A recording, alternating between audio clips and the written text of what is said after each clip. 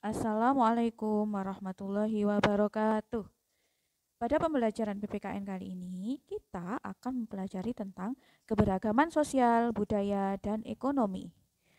Tujuan dari pembelajaran kali ini adalah siswa dapat mengidentifikasi keberagaman sosial, budaya, dan ekonomi di wilayah Indonesia. Yang pertama adalah keberagaman suku bangsa.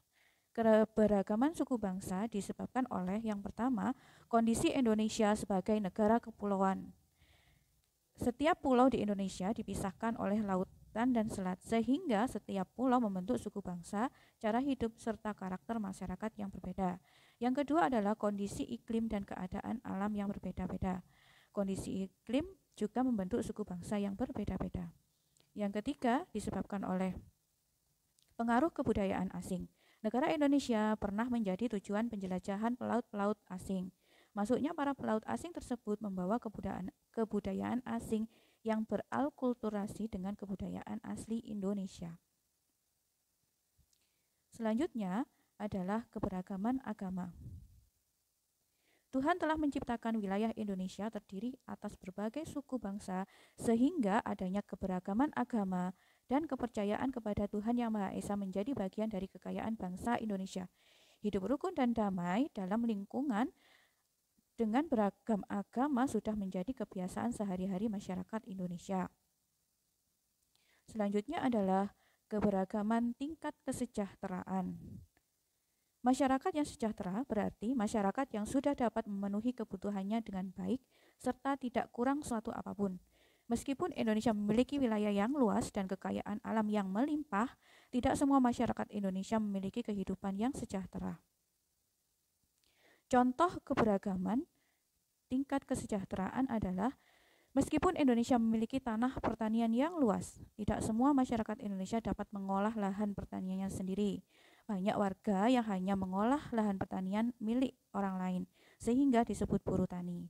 Untuk menciptakan masyarakat yang sejahtera, diperlukan kerjasama yang baik antara pemilik usaha dengan orang-orang yang bekerja di bidang usaha tersebut. Selanjutnya adalah keberagaman tingkat pendidikan. Dalam suatu lingkungan, tempat tinggal atau lingkungan kerja terdapat keberagaman tingkat pendidikan. Misalnya, ada warga yang berpendidikan SMA, SMK, atau sarjana. Ada juga warga yang berpendidikan non-formal seperti keterampilan menjahit dan lain-lain. Keberagaman budaya. Yang pertama adalah keberagaman rumah adat. Rumah adat adalah rumah atau bangunan yang memiliki ciri khas suatu suku bangsa. Setiap rumah adat memiliki bentuk dan arsitektur yang unik. Sejak zaman nenek moyang, rumah adat berfungsi sebagai tempat tinggal.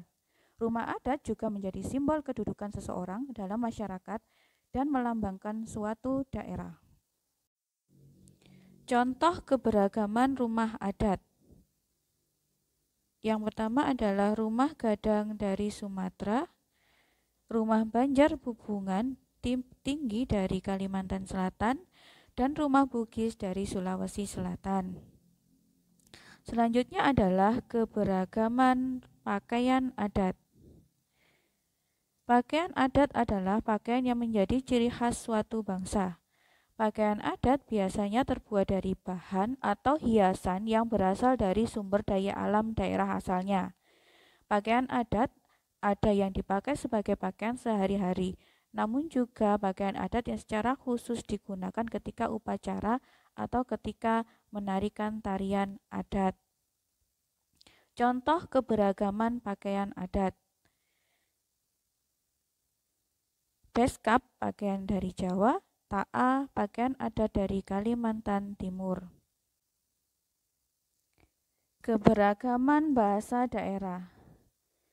Bahasa yang digunakan oleh suatu suku bangsa untuk berkomunikasi dengan orang-orang di dalam sukunya disebut bahasa daerah. Setiap suku bangsa berkomunikasi menggunakan bahasa daerah masing-masing. Bahasa Indonesia menjadi bahasa persatuan yang dapat memudahkan kita dalam berkomunikasi dengan orang-orang dari beragam daerah.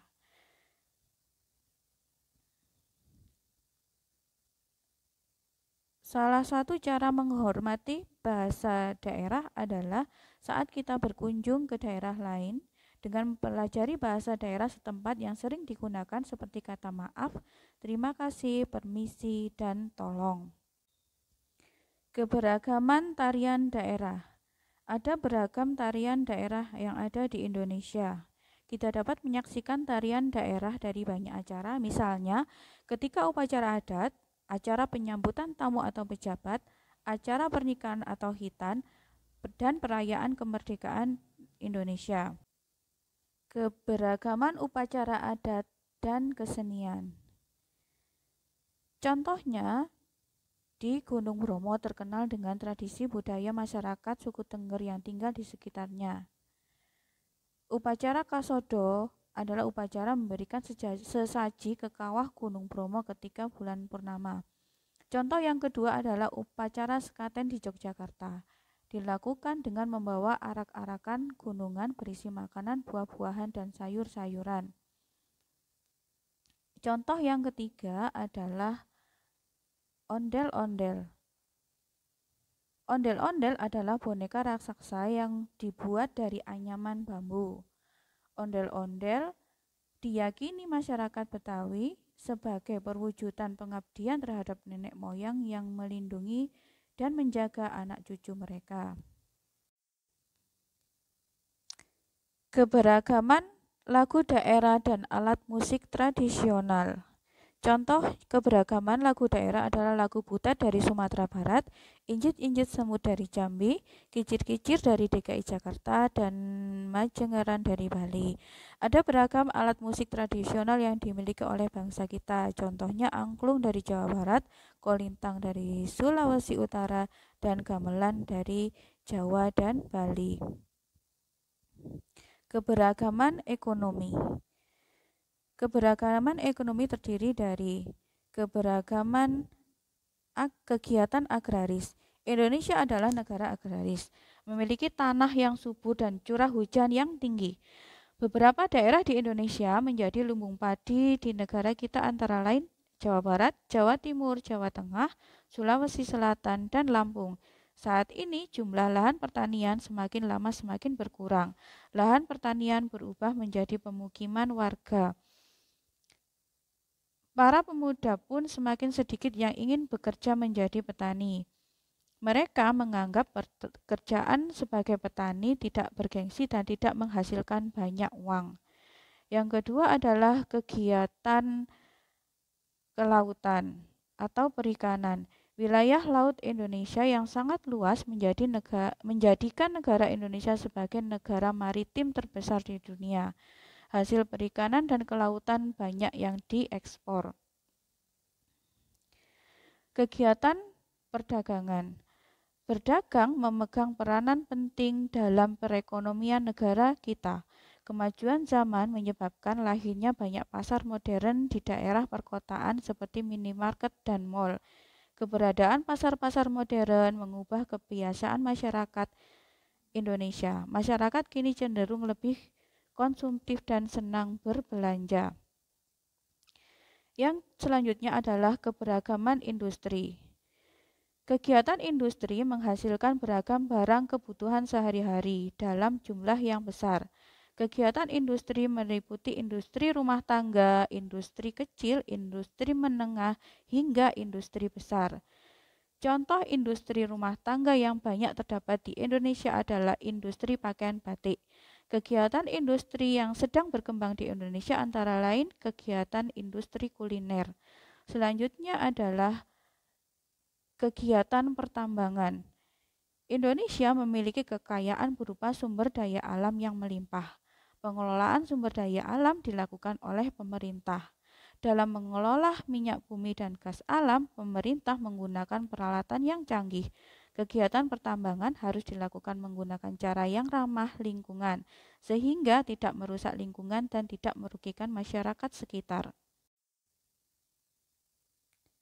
Kegiatan pariwisata. Indonesia memiliki banyak kenampakan alam yang dikembangkan menjadi tempat wisata, sehingga membuatnya dikunjungi banyak orang.